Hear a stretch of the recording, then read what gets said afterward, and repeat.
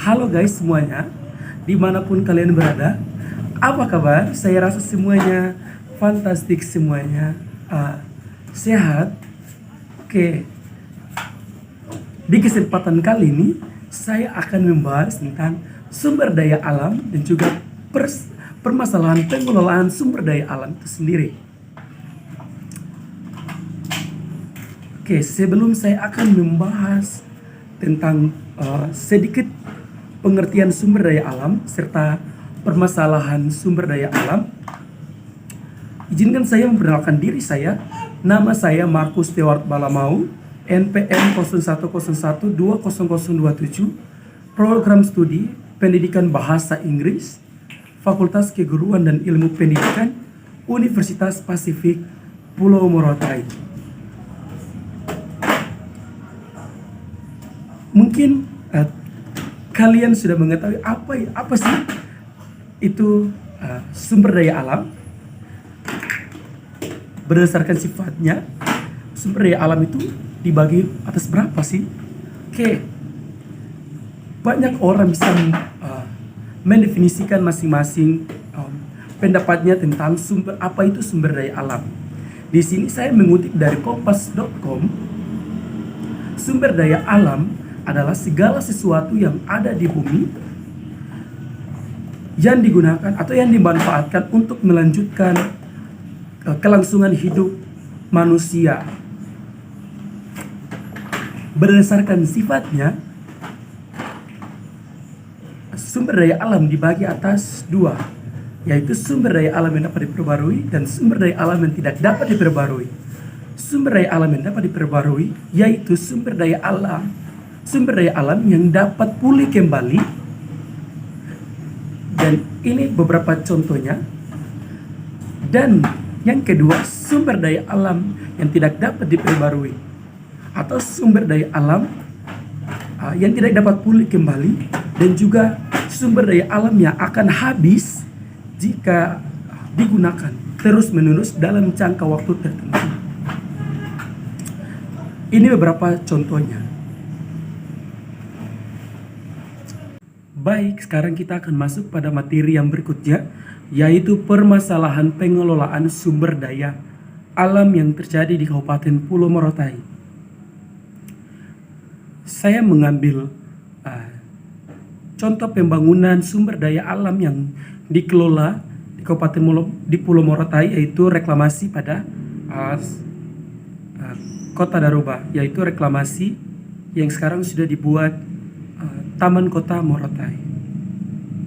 Dari pembangunan reklamasi bibir pantai dan dibuat Taman Kota, bahwa kita menarik kesimpulan bahwa setiap pembangunan akan ada dampak-dampak yang akan terjadi atau efek dari reklamasi pantai tersebut. Beberapa saya akan ulas, itu pertama, habitat ekosistem pesisir dan pantai semakin rusak akibat menimbun lautan menjadi daratan.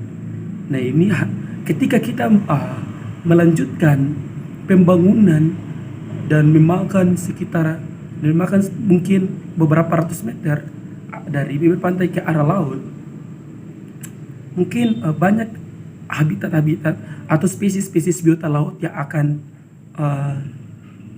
berpindah tempat dan bahkan kita menimbun spesies-spesies baru atau spesies-spesies tanda kutip langka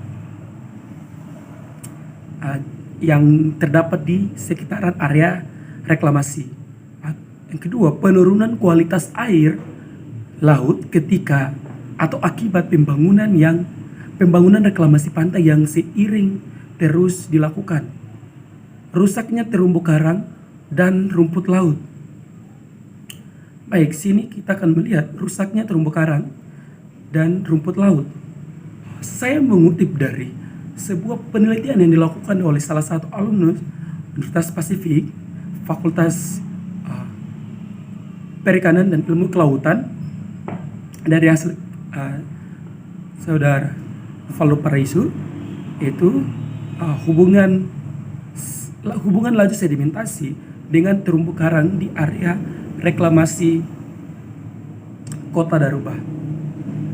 Dari hasil penelitiannya menunjukkan presentasi terumbu karang hidup pada kisaran 10,8% sampai 20,52%. Nilai tersebut menunjukkan terumbu karang di perairan desa Daruba dan area perairan pembangunan reklamasi Kota Daruba termasuk dalam kategori yang buruk.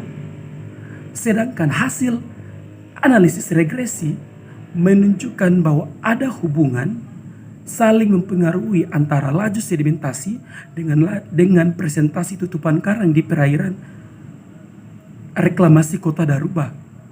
Karena nilai koefisien determinasi yang diperoleh sekitar 0% atau R sama dengan 0,1%.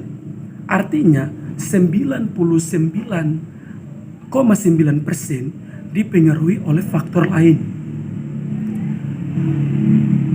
Menurut saya yang lebih buruknya lagi, kita belum mengetahui spesies-spesies apa atau biota-biota apa yang hidup di sekitar area reklamasi atau area laut yang sudah ditimbun menjadi daratan. Bayangkan saja jika ada biota-biota baru atau biota-biota yang belum ditemukan yang tinggal di area tersebut, sangat disayangkan kita tidak bisa menemukan dan belum bisa meneliti apa-apa saja atau biota-biota apa saja yang hidup di sekitaran Kota Daruba. Dan mungkin beberapa terumbu karang sudah ditimbun untuk menjadi daratan. Mungkin banyak yang berpikir bahwa ini dampak negatif. Kita melihat dampak positif.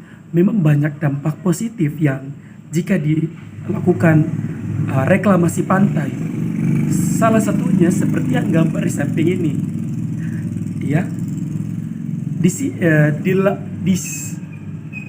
Di gambar di samping ini dibuat taman kota yang sekarang sudah jadi. Nah, itu taman kota Daruba dan sekarang sudah menjadi pusat keramaian atau pusat dari perkumpulan atau masyarakat yang akan sekedar nongkrong atau sekedar jalan-jalan di area taman yang tadinya lautan dan sekarang sudah direklamasi menjadi daratan yang sudah jadi, dan daratan dibangun lagi yaitu jadi taman kota, dan sekarang kita bisa menikmati hasil dari reklamasi. Nah itu guys, dampak yang positif bagi kelangsungan pengelolaan sumber daya alam di Kabupaten Pulau Morotai. Nah, ketika kita ingin mengelola atau memanfaatkan sumber daya alam yang Tuhan sudah berikan kepada kita sebagai manusia, saya sarankan kita harus melihat efek dari pembangunan atau dampak dari pembangunan yang akan kita lakukan, baik dampak negatif dan juga dampak positif. Kita tidak bisa melihat hanya salah satu dari dampak itu.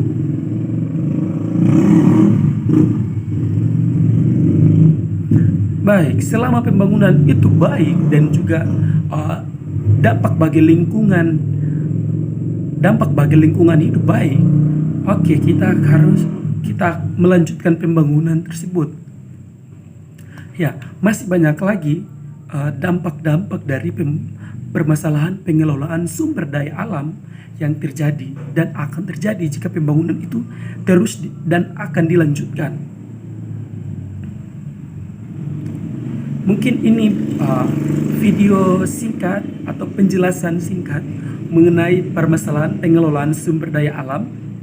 Ya, saya selaku materi di sini Memohon maaf jika terdapat beberapa atau banyak kesalahan, dan lebih dan kurangnya saya ucapkan terima kasih.